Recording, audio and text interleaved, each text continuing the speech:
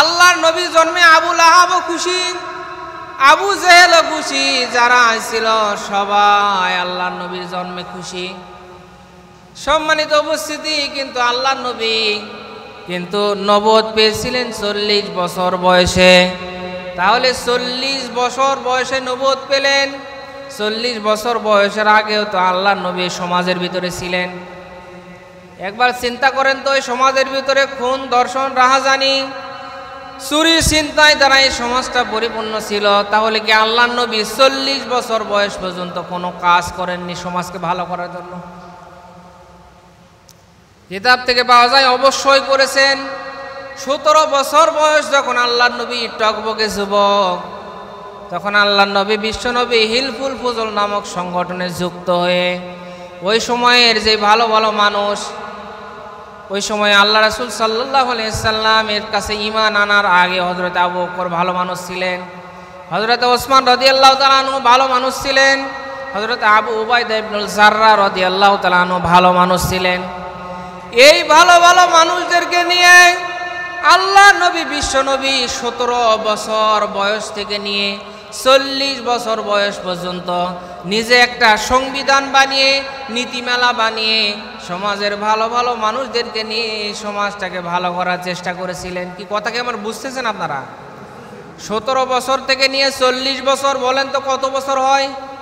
এই রবিউল আউয়াল মাসে রাসূল সাল্লাল্লাহু আলাইহি সাল্লাম যখন দুনিয়ার ভিতরে আসবেন, দিনটা ছিল সোমবার, সুবহে সাদিকের সময় রাসূল সাল্লাল্লাহু আলাইহি সাল্লাম জন্মগ্রহণ করেছেন। তখন কিন্তু একটু অন্ধকার থাকে, বলেন থাকে কি থাকে না?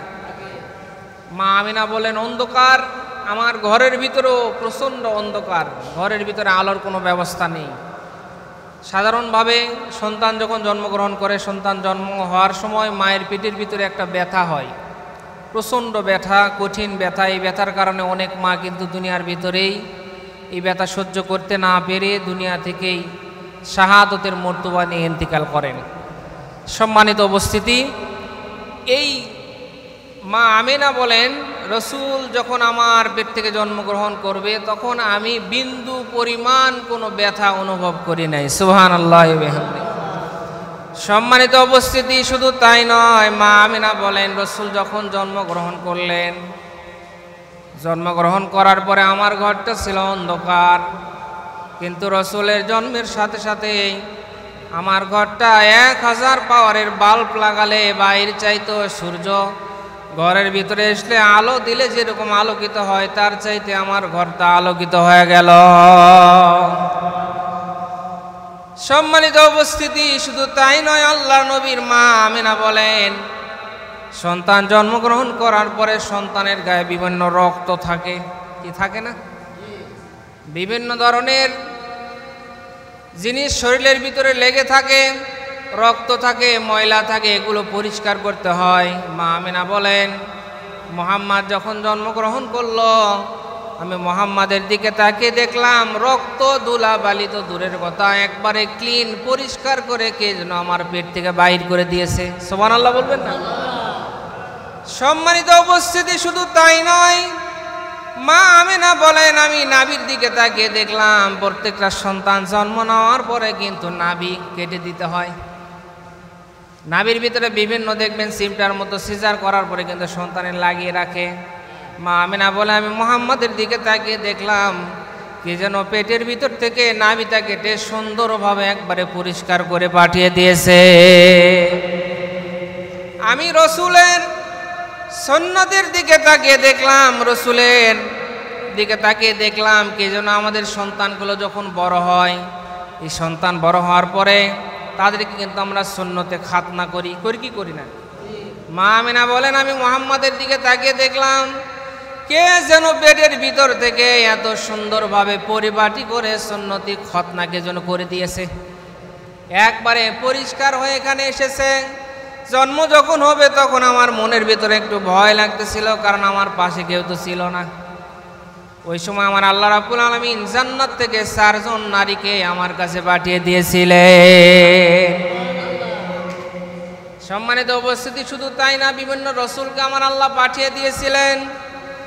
এমনকি মা আমিনা বলেন জন্মের কিছুক্ষণ পরে আমি দেখলাম হঠাৎ করে আমার আলোকিত ঘরটা অন্ধকার হয়ে গেল, একবারে আগেকার মতো অন্ধকার হয়ে গেল।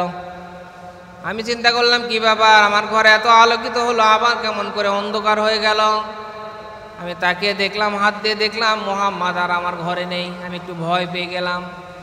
আমার সন্তান জন্মগ্রহণ করলো, হঠাৎ করে এখন নেই কেন? কে যেন আকাশ থেকে আওয়াজ দিয়ে বলল, আমিনা তুমি টেনশন করো না, চিন্তা করো না, মোহাম্মদকে ঠিক উপযুক্ত সময় মতো আবার তোমার কাছে ফিরিয়ে দেওয়া হবে। তাহলে মোহাম্মদ কোথায় গেল?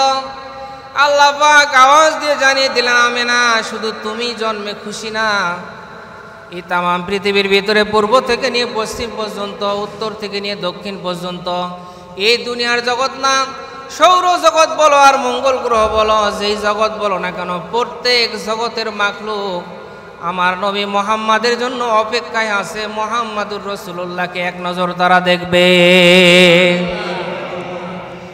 এই জন্য আমি আল্লাহ তাআলা ফেরেশতার মাধ্যমে আমার নবীকে এই সময়ের জন্য তামাম পৃথিবীতে পূর্ব থেকে নিয়ে পশ্চিম পর্যন্ত, উত্তর থেকে নিয়ে দক্ষিণ পর্যন্ত আমার নবীকে তামাম পৃথিবীতে তামাম মাখলুকের কাছে একটু দেখানোর জন্য পাঠিয়ে দিয়েছি। তার মানে হাদিসের বর্ণনা অনুযায়ী আমাদের নবী কিন্তু এই রামরায়পুর সর্দার পাড়াও এসেছিল। কি কথা বলেন না কেন? কারণ ফেরেশতার মাধ্যমে আমার আল্লাহ তাআলা জন্মের পরে তামাম পৃথিবীতে আমার নবীকে পাঠিয়েছিলেন। কারণ আমার নবী তো শুধু সাধারণ নবী না, আমার নবী হচ্ছে ইন্টারন্যাশনাল নবী, বিশ্ব নবী। কথা বলেন ঠিক কিনা? وَمَا أَرْسَلْنَاكَ إِلَّا رَحْمَةً لِلْعَالَمِينَ।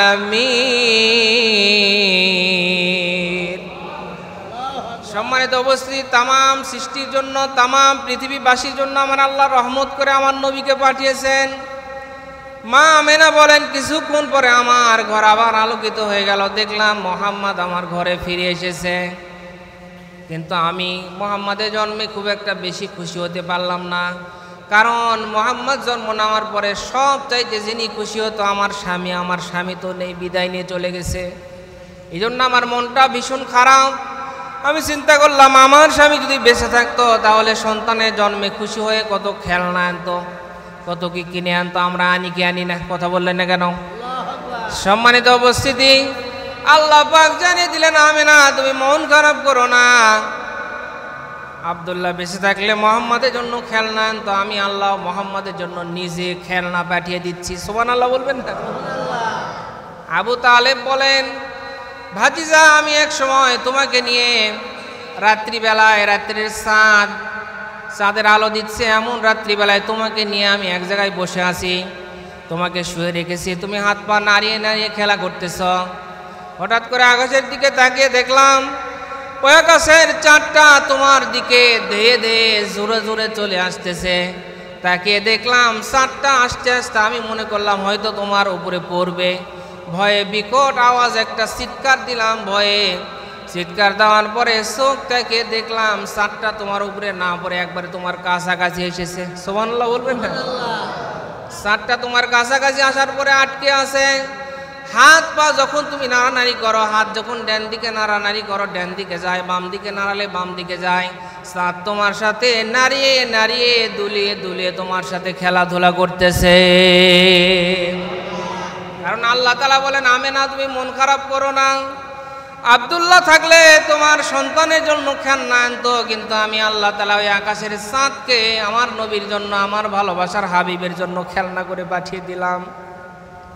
সম্মানিত উপস্থিতি, শুধু তাই না, আল্লাহর নবী হযরতে মুহাম্মদুর রাসূলুল্লাহ সাল্লাল্লাহু আলাইহি সাল্লাম যখন জন্মগ্রহণ করলেন, জন্মগ্রহণ করার পরে কিন্তু সমস্ত মানুষ খুশি ছিল। শুধু তাই না, বড় বড় যেগুলো কাফের ছিল, বেঈমান ছিল, তারাও কিন্তু খুশি ছিল। এই যে আবু লাহাব বলেন তো আল্লাহর নবীর বন্ধু ছিল না শত্রু ছিল? আরে কথা বললেন না কেন? আল্লাহর নবীর শত্রু ছিল না, অথচ নিজের চাচা ছিল, এরপরে আল্লাহর নবীর শত্রু ছিল। আল্লাহর নবী মুহাম্মদুর রাসূলুল্লাহ যখন জন্মগ্রহণ করেছেন, জন্মগ্রহণ করার পরে কিন্তু ওই আবু লাহাবও খুশি ছিল। কারণ আবু লাহাবের কাছে গিয়ে আবু লাহাবের দাসী খবর দিল, তোমার ভাইয়ের একটা এতিম সন্তান হয়েছে, তার নাম হচ্ছে মোহাম্মদ। কারণ আল্লাহ তাআলা কিন্তু মুহাম্মাদের নাম কিন্তু নিজে আমার আল্লাহ দিয়েছে। সম্মানিত উপস্থিতি, এই কথা শোনার পরে তোমার ভাতিজা হয়েছে, এই কথা শোনার পরে আবু লাহাব এত খুশি হয়েছে। ওই দাসীকে এই খবরটা দেওয়ার কারণে বলেছে, তুমি এত খুশির সুসংবাদ দিলে, যাও তোমাকে আমি আজকে থেকে আজাদ করে দিলাম। তার মানে বলেন তো আবু লাহাব আল্লাহর নবীর জন্মে খুশি না বেজার? আরে কথা বলেন না, জোরে বলেন। আল্লাহর নবীর জন্মে আবু লাহাবও খুশি, আবু জেহেলও খুশি, যারা ছিল সবাই আল্লাহর নবীর জন্মে খুশি। সম্মানিত উপস্থিতি, কিন্তু আল্লাহর নবী কিন্তু নবুয়ত পেয়েছিলেন 40 বছর বয়সে। তাহলে 40 বছর বয়সে নবুয়ত পেলেন, 40 বছর বয়সের আগেও তো আল্লাহর নবী সমাজের ভিতরে ছিলেন। একবার চিন্তা করেন তো, এই সমাজের ভিতরে খুন, ধর্ষণ, রাহাজানি, চুরি, ছিনতাই দ্বারা এই সমাজটা পরিপূর্ণ ছিল। তাহলে কি আল্লাহর নবী 40 বছর বয়স পর্যন্ত কোনো কাজ করেননি সমাজকে ভালো করার জন্য? কিতাব থেকে পাওয়া যায় অবশ্যই করেছেন। 17 বছর বয়স যখন আল্লাহর নবী টকবকে যুবক, তখন আল্লাহর নবী বিশ্বনবী হিলফুল ফুজল নামক সংগঠনে যুক্ত হয়ে ওই সময়ের যে ভালো ভালো মানুষ, ওই সময় আল্লাহ রাসূল সাল্লাল্লাহু আলাইহি সাল্লামের কাছে ঈমান আনার আগে হযরত আবু বকর ভালো মানুষ ছিলেন, হযরত ওসমান রাদিয়াল্লাহু তাআলা আনহু ভালো মানুষ ছিলেন, হযরত আবু উবাইদা ইবনুল জাররাহ রাদিয়াল্লাহু তাআলা আনহু ভালো মানুষ ছিলেন। এই ভালো ভালো মানুষদেরকে নিয়ে আল্লাহ নবী বিশ্বনবী 17 বছর বয়স থেকে নিয়ে 40 বছর বয়স পর্যন্ত নিজে একটা সংবিধান বানিয়ে, নীতিমালা বানিয়ে সমাজের ভালো ভালো মানুষদেরকে নিয়ে সমাজটাকে ভালো করার চেষ্টা করেছিলেন। কি কথা কি আমার বুঝতেছেন আপনারা? 17 বছর থেকে নিয়ে 40 বছর, বলেন তো কত বছর হয়? হিসাব জানেন না আপনারা? এবারে যুবক যারা আছে লেখাপড়া করেন, বলেন। এখন তো হিসাবের কথা বললে কি বলা জানেন? যে 100 টাকা নিয়ে গেছে, 70 টাকার মাছ কয় টাকা ফেরত পাবেন দেখবেন তাড়াতাড়ি করে মোবাইল বাইর করে কি করে না? কথা বলেন না কেন? 100 বিয়োগ 70 সমান সমান 30। মানে মাথা খাটানোর সময় আর নাই, মাথা এখন মোবাইলে নষ্ট করছে। কথা বলেন ঠিক কিনা? সম্মানিত উপস্থিতি, এই যে 23 বছর আল্লাহর নবী সমাজের ভালো ভালো মানুষদেরকে নিয়ে, আল্লাহর নবীর মতো পৃথিবীর ভিতরে সর্বশ্রেষ্ঠ মানব, নিজে সংবিধান তৈরি করে সমাজের ভালো ভালো মানুষদেরকে নিয়ে চেষ্টা করেছিলেন সমাজকে ভালো করতে। কিন্তু ফলাফল কি হলো? 40 বছর বয়স পর্যন্ত চেষ্টা করে এই 23 বছরে সমাজ থেকে একটা খুন, ধর্ষণ, রাহাজানি, ছিনতাই কোনো কিছুই বন্ধ করা সম্ভব হলো না।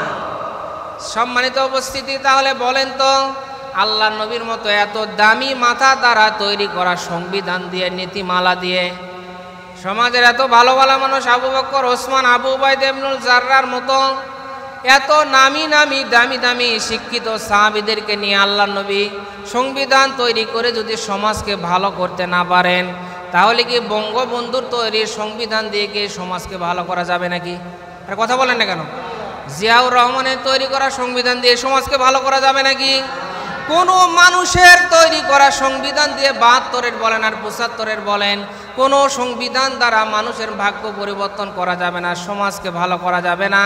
যদি ভালো করা যেত তাহলে আল্লাহর নবী যে সংবিধান তৈরি করেছিলেন নিজে, ওই সংবিধান দ্বারা সমাজ ভালো হতো।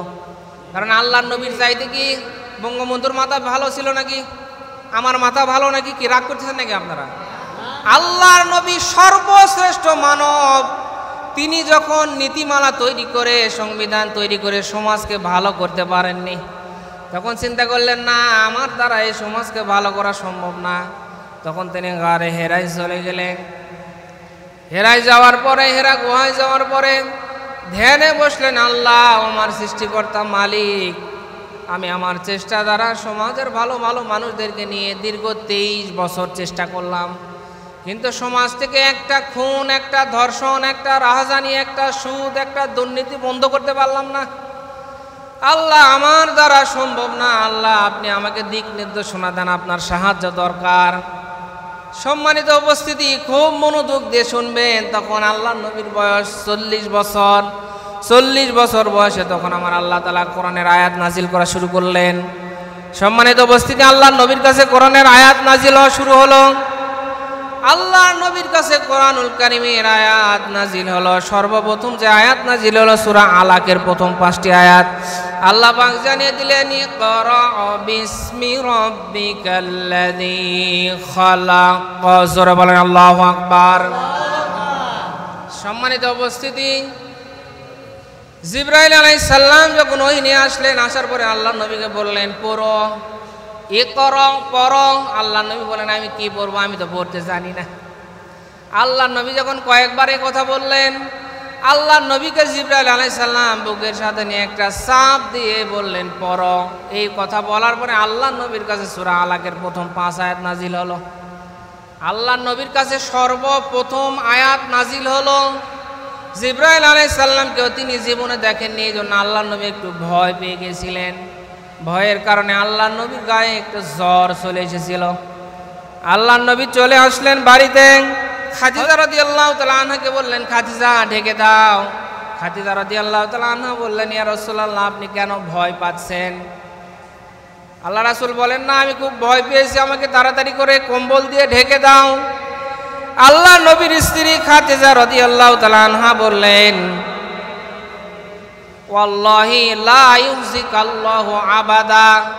হে নবী, আপনি কেন ভয় করছেন? ওই আল্লাহর শপথ করে বলছি, ওই আল্লাহ আপনাকে বিপদে ফেলতে পারে না। সুবহানাল্লাহ বলবেন না? ওই আল্লাহর শপথ করে বলছি, ওই আল্লাহ আপনাকে বিপদে ফেলতে পারে না। কারণ আল্লাহ নবীর স্ত্রী খাদিজা রাদিয়াল্লাহু তাআলা আনহা বলেন, আপনি তো আত্মীয়তার সম্পর্ক ছিন্ন করেন না। আল্লাহ নবীকে কয়েকটা কথা বললেন, আপনি তো সত্য কথা বলেন, আপনি তো অপরের বোঝা বহন করেন, আপনি তো মেহমানদের খাতির করেন, বিপদগ্রস্তকে সাহায্য করেন। সুতরাং যার ভিতরে এত ভালো ভালো দিকগুলো আছে, তাকে আল্লাহ তাআলা ভীতু করতে পারে না, আল্লাহ তাআলা তাকে ভয় দেখাতে পারে না, বিপদ দিতে পারে না। সুবহানাল্লাহ বলবেন না?